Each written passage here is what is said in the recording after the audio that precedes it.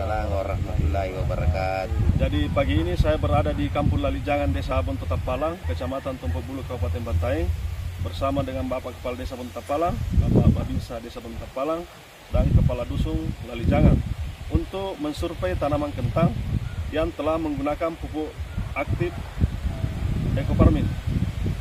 Nah, pada kesempatan ini juga Pak Dusun juga ini adalah selaku petaninya.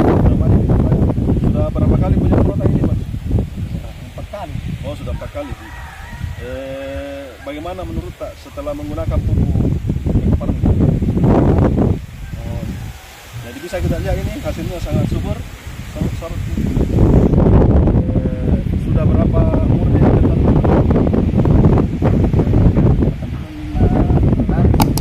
45 lon lah. Nah, inilah hasil pemupukan farming di tanaman kentang, dan ini juga merupakan program ketahanan pangan di Sabun Tapalang. Mudah-mudahan dengan adanya pupuk organik ekofarming ini bisa mesejahterakan petani seluruh Indonesia, khususnya yang ada juga di Kabupaten Bantaeng. Demikian, wabillahi taufiq wal hidayah. Assalamualaikum warahmatullahi wabarakatuh.